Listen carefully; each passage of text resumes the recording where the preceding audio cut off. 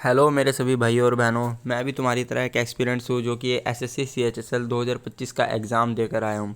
मैं आपको पूरा एग्ज़ाम रिव्यू दूंगा कि मेरे साथ वहाँ क्या क्या हुआ और मैंने कौन कौन से क्वेश्चन छोड़े हैं, कौन से किए हैं और किस तरह के क्वेश्चंस आए थे, किस पार्ट से डिफ़िकल्ट क्वेश्चंस आए थे, किस पार्ट से ईजी आए थे और मेरे सेंटर में परसेंट रेशियो क्या था। ठीक है, ऑल जानकारी आपको इस वीडियो में मिलेगी। बस आप थोड़ा सा इस वीडियो के साथ कोऑपरेटिव करना, मेरे साथ बने रहना। ठीक है, सबसे पहले तो मैं आपको ये क्लियर कर दूं कि मेरा जो एग्ज़ाम है वो 17 नवंबर को हुआ था सेकंड शिफ्ट में। ठीक है, 17 नवंबर यानी कि कल को हुआ था सेकंड शिफ्ट में। मैं आज वीडियो जो बना रहा हूँ ये 18 तारीख को बना रहा हूँ।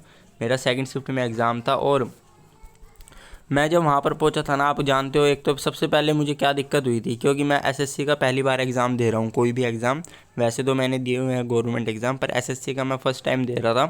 तो मैं वहाँ सेंटर में पहुँचा था, मेरा सेंटर बना था रुड़की। ठीक है, रुड़की मेरा सेंटर बना था और मैं वहाँ पहुँचा था रुड़की हरिद्वार में। जब सेंटर पे रोल नंबर का टाइम आया 12 बजे, मेरे साथ क्या हुआ, वहाँ रोल नंबर ऐसे लिखे होते हैं जैसे कि ये सीरीज़ चल रही है, जैसे 10,000 की सीरीज़ है तो 20,000 इस तरह के, मतलब जैसे मेरा नंबर है 10,124, तो वो मेरा इसके बीच में आएगा। तो मैं सबसे पहले तो इसी बीच में कंफ्यूज हो गया। काफ़ी बच्चे कंफ्यूज हो रहे थे वैसे तो इस चीज़ में, तो मैं भी हो ही गया था, मुझे समझ नहीं आ रहा था क्या मतलब है इसका।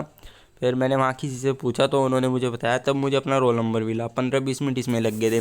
फिर जब मैं लैब में गया जहाँ मेरा सेंटर बना हुआ था, वहाँ पर लैब थी, बहुत सारे कंप्यूटर थे, तो वहाँ पर एस्पिरेंट्स थे काफ़ी सारे। लेकिन जो मेरे रूम में लगभग, मैं आपको बताऊँ, मेरी लाइन में 2 4 6 10 30 40 लगभग 60 से 70 कंप्यूटर थे मेरी लैब में। वैसे तो अलग अलग लैब थी, मेरी जो लैब बनी थी सेंटर के अंदर जो क्लास थी उसमें 60 कंप्यूटर थे। और बच्चे कितने थे, सिर्फ और सिर्फ 8 या 9, 8 से 9 बच्चे थे। ठीक है, ये ज़्यादा से ज़्यादा 10 मान लो आप। ठीक है, इतने बच्चे थे, मतलब आप मेरी उसके अंदर क्लास में परसेंट देख लो प्रेजेंट का कितना है। और ओवरऑल अगर मैं अपने पूरे सेंटर में बताऊं तो लगभग 55% के आसपास अटेंडेंस होगी। ठीक है, 55% के आसपास बच्चे आए होंगे। 45% बच्चे या तो एब्सेंट थे या किसी वजह से पता नहीं आए नहीं। ठीक है, कम थे मतलब बच्चे मेरे सेंटर में, तो बाकी और का मुझे पता नहीं है।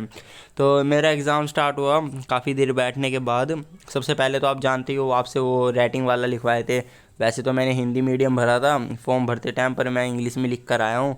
वो कह रहे थे कि कोई दिक्कत नहीं, आप इंग्लिश में भी लिख सकते हैं और हिंदी में भी। ठीक है, तो जब एग्ज़ाम स्टार्ट हुआ, पहले तो मैं आपको क्वेश्चन के बारे में बताता हूँ किस तरह के क्वेश्चंस आए और कौन सी शिफ्ट में कैसे क्वेश्चन थे। तो मैं 17 नवंबर के बारे में मेनली तो बताता हूँ। ओवरऑल जो शिफ्टों में है ना, जो अभी तक देखा गया है, जैसे 12 नवंबर से स्टार्ट हुए हैं और 17 नवंबर 18 नवंबर तक जो भी ये पेपर हुए हैं अभी या हो रहे हैं, उनमें अभी तक जो देखा गया है वो ज़्यादातर रीजनिंग जो है, जो रीजनिंग का टॉपिक है ना, आप जानते हो रीजनिंग सबसे ईजी आया है हर टॉपिक में, हर शिफ्ट में और हर दिन, मतलब जो भी पेपर होते हैं सब में रीजनिंग ईजी आई है।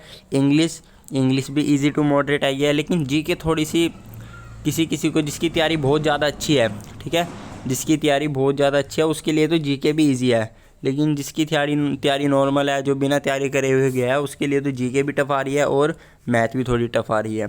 ठीक है, दोनों चीज़ टफ आ रही है। तो मेरे साथ क्या हुआ जब एग्ज़ाम स्टार्ट हुआ, मैं आपको जानते हो कि एसएससी का पैटर्न और एग्ज़ामों से अलग होता है। वो जैसे पेपर बनाती है, जैसा सब कुछ होता है, सब कुछ उनसे अलग होता है। तो 3-4 पार्ट थे, part A B C D. Guys पहले तो मैं बता दूं, जिनका भी पेपर होने वाला है एग्ज़ाम आने वाले दिनों में, वो तो ये वीडियो ज़रूर देखे। अगर वो ये वीडियो देख के जाएगा तो उसका कॉन्फिडेंस लेवल इंक्रीज़ होएगा। मैं ये नहीं कहता कि वो बहुत अच्छा करके आ जाएगा, ये हो जाएगा वो, लेकिन उसका कॉन्फिडेंस लेवल, और वो वहाँ जाके नर्वस नहीं होगा। क्योंकि मैं थोड़ा सा नर्वस हो रहा था, बाद में मुझे कॉन्फिडेंस सा ठीक हुआ। मतलब पेपर देख कर तो आप जानते ही हो सब हिल जाते हैं, लेकिन उससे पहले जो नर्वसनेस होती है वो थोड़ी थोड़ी तो रहती है, पर वो होनी नहीं चाहिए। ठीक है, अगर वो नहीं होगी तभी आप पेपर थोड़ा अच्छा दे पाओगे। तो 4 पार्ट में आए थे क्वेश्चन, 25-25। पहले वहाँ मैंने टाइमिंग देखा, 59 मिनट से चालू हुई थी। ठीक है, 60 मिनट का टाइम होता है 1 घंटे का। जब चालू हुई मैंने सोचा, मगर यार 60 मिनट है, 100 क्वेश्चन है अपना, अगर मैं कुछ छोड़ूँ जैसे नेगेटिव मार्किंग की वजह से तो आराम से हो जाएंगे। ठीक है, मैंने पहला पार्ट चालू करा इंग्लिश वाला। ठीक है, उसमें आप जानते हो कि लगभग 5 से 6 क्वेश्चन तो, हाँ 1 मिनट, पहले मैं एक ब्लैंक शीट ले लूँ। उसमें कम से कम 5 से 6 क्वेश्चन तो उसके आए थे इंग्लिश के अंदर। पहले 1 मिनट मैं लिख देता हूँ कि मैं किसकी बात कर रहा हूँ। सबसे पहले हम इंग्लिश की बात करेंगे, ठीक है। इंग्लिश में क्या हुआ था, सबसे ज़्यादा आए थे उसके ग्राफ्स के, पैराग्राफ्स के, ठीक है।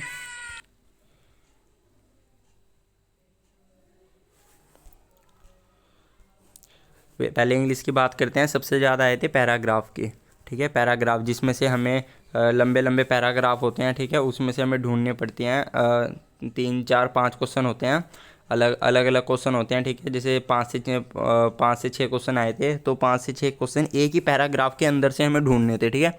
पैराग्राफ सेम था, ये नहीं कि पैराग्राफ अलग था। कभी आप सोच रहे हो अलग पैराग्राफ होगा, मुझे बार बार पढ़ना होगा, नहीं। अगर आप एक ही बार पढ़ोगे पूरा पैराग्राफ अच्छे से समझ के, ठीक है, वो आगे के 5 से 6 क्वेश्चन के आंसर आप इजीली दे पाओगे, उसी में से ढूंढने थे। तो मैंने 1 2 तो कर दिए थे जो मुझे मिले थे। बाद में मैंने देखा कि जहाँ 60 मिनट लिखा हुआ था, सिर्फ मेरे 5 से 6 क्वेश्चनों में इंग्लिश के स्टार्टिंग के, तो वो वाले क्वेश्चन थे थोड़ा सिनोमिनन ढूंढना था या आइडियम ढूंढना था, ये वाले थे। ये तो मैंने कर दिए थे 4 5 क्वेश्चन, कुछ छोड़े भी थे मार्क फॉर रिव्यू करके, ठीक है। फिर मैं ये पैराग्राफ वाले करने लगा। मैंने देखा वहाँ लिखा हुआ 45 मिनट्स लेफ्ट, मतलब टाइमिंग पीछे चल रही थी। मगर भाई साहब मेरे 15 मिनट खाए गए। मैं हैरान हो गया कि गाइज मैंने 10 से 12 क्वेश्चन भी नहीं करे थे अभी तक, और मेरे 15 मिनट गए कहाँ। और आगे मुझे रीजनिंग और मैथ जैसे सब्जेक्ट करने थे, जहाँ की आपको पता ही है बहुत ज़्यादा टाइम कंज्यूमिंग होते हैं। तो फिर मैं तो छोड़ दिया मैंने वाले पैराग्राफ वाले, तो मगर ना भाई ना, ये नहीं हो पाएंगे। उसके बाद फिर मैं आगे बढ़ गया, ठीक है। इंग्लिश में पहले मैं आपको बता दूं 5 से 6 क्वेश्चन तो इंग्लिश के अंदर, ठीक है। 5 से 6 क्वेश्चन पैराग्राफ से रिलेटेड थे, और 2 से 3 क्वेश्चन उसके थे इनडायरेक्ट स्पीच के, ठीक है।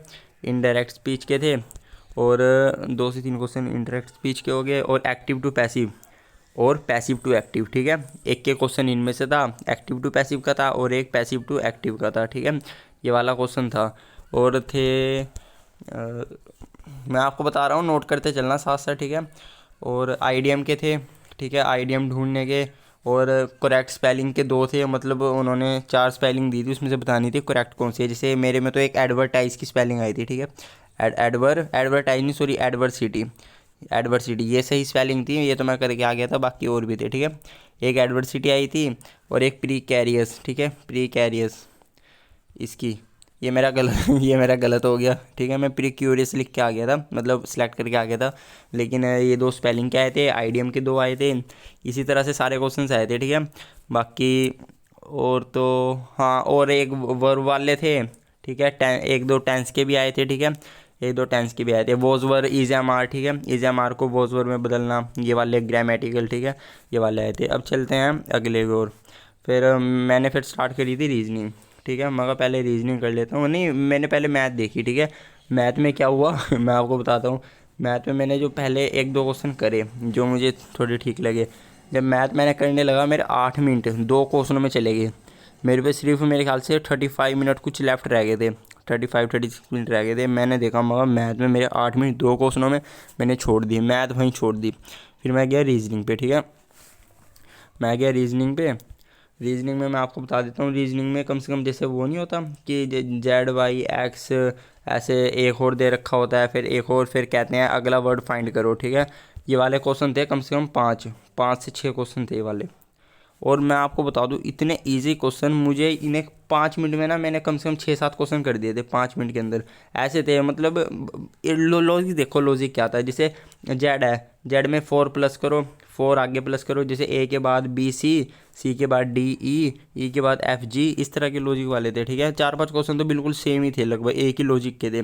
और 2 3 क्वेश्चन इस तरह से आए थे नंबर सीरीज़ वाले से, V99 लिखा, X94 लिखा, इस तरह के क्वेश्चन थे, ठीक है। वो वर्ड फाइंड करने थे, मतलब रीजनिंग इजी थी। मैं अपना बता दूं, मैंने 25 में से रीजनिंग में मेरे ख्याल से 21, हाँ 21 या 22 अटैम्प्ट करे, ठीक है। 22 क्वेश्चन मैंने रीजनिंग में अटैम्प्ट करे, और इंग्लिश में मैंने 25 में से अटैम्प्ट करे, जहाँ तक मेरे ध्यान है 23, ठीक है। इतने मैंने रीजनिंग में अटैम्प्ट करे। आगे आगे बताता हूँ। अभी आपको लग रहा होगा वाह भाई वाह, इसने इतने सारे अटैम्प्ट कर लिए, रीजनिंग में भी इंग्लिश में भी, ठीक है। ये इंग्लिश का है, ठीक है। रीजनिंग में मैंने 21 या 22 करे थे। अब रीजनिंग में मैंने आपको और क्या बताना था, और हाँ मैं आपको बता दूं ब्लड रिलेशन वाले की, इसकी चाचा की मामी की बहन आपकी क्या लगी, एक भी क्वेश्चन नहीं आया था मेरी शिफ्ट में, तो मतलब किसी भी शिफ्ट में नहीं आया था 17 तारीख को। तो बाकी और दिन एक एक दो किसी किसी की शिफ्ट में आ रहे थे, लेकिन मेरे क्लास में किसी भी बच्चे की शिफ्ट में कोई भी ऐसा क्वेश्चन नहीं आया था, ठीक है। और पेन आपको पेन मिल रहा था, उस पर एक एसएससी का रफ शीट मिल रही थी जिसमें नाम रोल नंबर लिखना था। ये सब तो आपको पता ही होगा, अगर आपने पेपर दिया या आगे दोगे तो नॉर्मल चीज़ है, उन्हें देनी होती है। वो एडमिट कार्ड होता है आपका, उसमें से ज़रा सा नीचे का फाड़ के दे देते हैं, जो नीचे वाला बार कोड होता है ऊपर वाला अपने पास रख लेते हैं एग्ज़ाम शुरू होने से पहले ही, ठीक है। बाकी रीजनिंग में इतना मेरे ध्यान आ रहा है, और बस रीजनिंग में ये वाले क्वेश्चन थे, नंबर सीरीज वाले थे, ठीक है।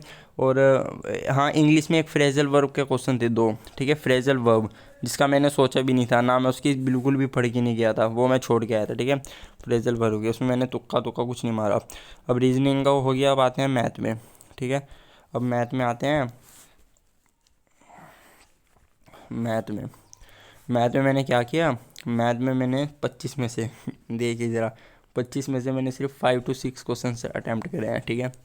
टोटल कितने हो गए, 22 उसमें हो गए, 22 और 23 कितने हो गए, 20 40 45, ठीक है। अभी तक 45 क्वेश्चन हो गए हैं ना मेरे, और 5 क्वेश्चन इसके मान लीजिए 50 क्वेश्चन हो रखे हैं मेरे, ठीक है, जो मैंने अभी अटैम्प्ट करे।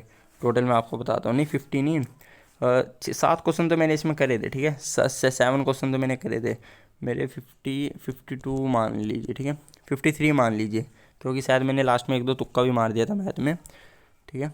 अब आगे फिर मैं आपको बताता हूँ आगे क्या हुआ। आगे मैंने क्या करा था, 1 मिनट, मैं मैथ हो गया, मैथ में मैंने इतने अटैम्प्ट करे थे मैं आपको पहले तो ये बता दूँ मैथ में किस तरह के क्वेश्चन आए थे, ठीक है।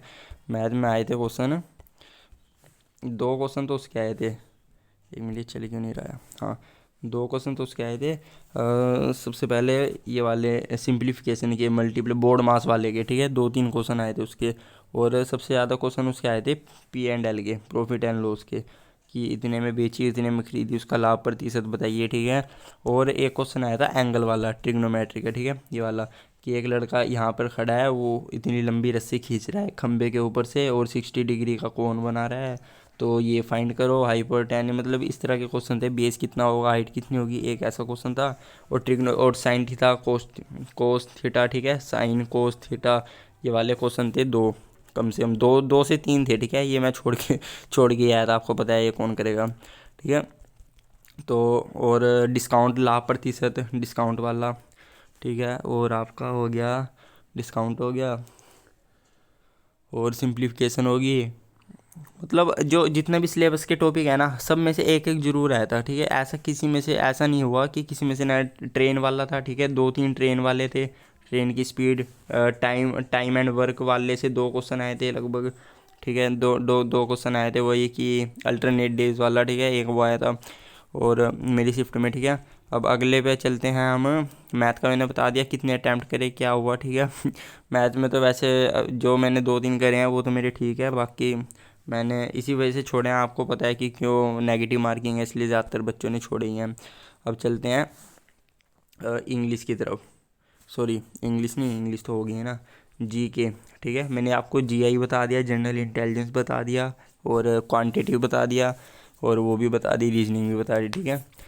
अब चलते हैं जीके की तरफ। जीके में मैंने क्या करा है, जीके में मैंने 25 में से 14, 1 मिनट, 53, हाँ मैंने 14 क्वेश्चन अटैम्प्ट करे हैं जहाँ तक मेरे याद है, ठीक है। 53 और 14 कितने हो गए, 7 और 6, ठीक है। मतलब आप देख लीजिए मैंने 67 क्वेश्चन टोटल अटैम्प्ट करे हैं, मैं अपना बता रहा हूँ, ठीक है। आप ये मत समझना कि ये क्या नालायक है, इतने करे उतने करे। गाइस बात यह है कि अपने ऊपर कॉन्फिडेंस, तैयारी कैसी होनी चाहिए। मतलब आप जो 80 कर रहे हैं ना, मैं आपको बता दूँ, जिन्होंने 80 से 85 90 ऐसे अटैम्प्ट करे हैं ना, उन्हें पता था नेगेटिव मार्किंग है, फिर भी उन्होंने ये सोचा कि कोई नहीं, ये मुझे 50-40 लग रहा है। मैं आपको पहले बता दूँ, अगर आपको 60-40 भी लग रहा है ना, तब भी उसको तुक्का ना मारिए, तब भी तुक्का ना, कम से कम आपको 90% लगना चाहिए कि हाँ ये ऑप्शन हो सकता है, तब जाके उसको सही करके आइए, ठीक है ना। मैं आपको पहले बता दूँ, क्योंकि नेगेटिव मार्किंग बहुत नेगेटिव इम्पैक्ट डालती है आपके रिजल्ट की। और अब आप ये देख लीजिए, आपके 2 क्वेश्चन गलत हो गए, 1 नंबर तो आपका खाली गया, ठीक है। और वो क्वेश्चन करने का भी कोई फ़ायदा नहीं हुआ, टाइम वेस्ट हुआ आपका, ठीक है, आपका दिमाग लगाने में। अगर आप उसकी जगह 1-2 सही क्वेश्चन कर लेते जो आपके छूट गए, तो कम से कम सीधा आपको 2 नंबर मिलते, उल्टा कट ही गए थे, ठीक है आपके। तो जीके में किस तरह के क्वेश्चन आए थे, एक तो मेरा वो आया था सीमांत गांधी, ठीक है। मैं आपको पहले इजी बता रहा हूँ, सीमांत गांधी, वो खान, अब्दुल गफ़ार खान वाला, ठीक है। एक वो आया था, और एक दक्षिण भारत का, ठीक है, दक्षिण भारत का आप जानते हो जो ताजमहल है, दक्षिण भारत का ताजमहल, ठीक है, राइटिंग पे मत जाना, वो बीबी के मकबरे को कहते हैं, ठीक है, अगर आप गूगल पे भी देखोगे बीबी के मकबरे को कहते हैं। लेकिन उसके अंदर मुझे 4 मंदिर दे रखे थे ऑप्शन में, ठीक है, जैसे A B C D option हो गया, इसके अंदर एक मीनाक्षी मंदिर था, एक रंगा स्वामी टेम्पल, पता नहीं कुछ तिरुवनंतपुरम का वहाँ का टेम्पल था, मतलब 3-4 ऐसे टेम्पल थे फेमस फेमस, जगन्नाथपुरी का था ऐसे, ठीक है। तो बीबी का मकबरा कहीं नहीं था, मुझे ये नहीं समझ आ रहा था मैं टेम्पल में कैसे करूँ, क्योंकि वो तो सबको ही पता है, आज तक सबने वही पढ़ा है कि ये दक्षिण भारत का ताजमहल बीबी के मकबरे को कहा जाता है, लेकिन इसका किसी को समझ नहीं आ रहा था। तो बस फिर मैं तो क्या करता, तुक्का मारे, मतलब जो मुझे ज़्यादा लग रहा था, जैसे दक्षिण में जो राज्य है उसके हिसाब से मैं कर आया, ठीक है। इस तरह क्वेश्चन जो कि ऑप्शन के वजह से थोड़ा अजीब लगा। बाकी जी ये मैं आप जानते हो किस तरह के, हाँ, करंट अफेयर से ये समझ लीजिए 25 में से कम से कम 10 से 15, 10 से 12, हाँ 12 क्वेश्चन मान लीजिए, 12 क्वेश्चन तो खाली करंट अफेयर से आए थे। और सबसे ज़्यादा किस टॉपिक से आए थे करंट अफेयर में, जो स्पोर्ट्स का था, स्पोर्ट्स के टॉपिक से ज़्यादा आए थे। जैसे कि 2024 में जो रोहित शर्मा की कप्तानी में भारत T20 वर्ल्ड कप जीता था, उसका द्रविड़ कोच जो राहुल द्रविड़ जो कोच था उनके बारे में पूछा गया था। और हॉकी भारत में कहाँ पर होने वाली है 2025 की, 26 में कहाँ पर होएगी, और 2027 में कौन सी योजना थी, ऐसे ऐसे योजनाओं के बारे में 2-3 आए थे, ठीक है। और एक गरिया नृत्य था, गरिया, ठीक है, गरिया नृत्य, इसके बारे में पूछा गया था, ठीक है। और स्पोर्ट्स से कम 5 से 6 करंट अफेयर सवाल बने हैं। और किस 5 से 6 किस से, हॉकी से, हॉकी, ये जितने भी फेमस फॉर्मेट्स आजकल हुए हैं ना, वर्ल्ड कप हुए, क्रिकेट, हॉकी, इनके बारे में ज़रूर पढ़ना, ठीक है, ज़रूर पढ़ के जाना, बहुत क्वेश्चन बन रहे हैं। तो गाइज़ ये मेरा एग्ज़ाम का रिव्यू था, उसके बाद मैं अपना एग्ज़ाम दे के आ गया। आधा घंटा उन्होंने बाद की बायोमेट्रिक में लगा। और आप मुझे अपना अपना एक्सपीरियंस बताना, ठीक है, अपना अपना एक्सपीरियंस मुझे कमेंट में ज़रूर बताना, आपका क्या एक्सपीरियंस रहा मेरा, मतलब फ़र्स्ट टाइम SSC का एग्ज़ाम देने में, या फिर आपने कोई भी पहला ही गवर्नमेंट एग्ज़ाम दिया है, तो भी मुझे कमेंट में अपना एक्सपीरियंस बताना। और ख़ासकर वो बताना जिन्होंने भी अभी 12th पास करी है, ठीक है, जिन्होंने 12th पास करी है और उसके बाद एग्ज़ाम दे रहे हैं, या फिर अभी परस्यूइंग है ग्रेजुएशन कर रहे हैं, जो बीच में एग्ज़ाम दे रहे हैं कि चलो भाई हम ग्रेजुएशन के साथ साथ हमें नौकरी चाहिए अपने घर परिवार की जिम्मेदारियों को देखते हुए, ठीक है। तो सब मुझे अपना एक्सपीरियंस कमेंट में बताना। ये मेरा आज का एग्ज़ाम रिव्यू था जो कि 17 नवंबर को हुआ था। और मैं आपको ऐसी ही रोज़ की इन्फॉर्मेशन देता हूँगा, मतलब रोज़ की इन्फॉर्मेशन जो जो भी मेरे साथ मेरे दोस्त आगे आगे एग्ज़ाम देंगे उनका जो भी एक्सपीरियंस रहेगा वो भी शेयर करूँगा। बस आप चैनल को सब्सक्राइब कर लेना, ठीक है, सब्सक्राइब चैनल को कर लेना ज़रूर से, लाइक भी कर देना वीडियो को अगर अच्छी लगी हो तो।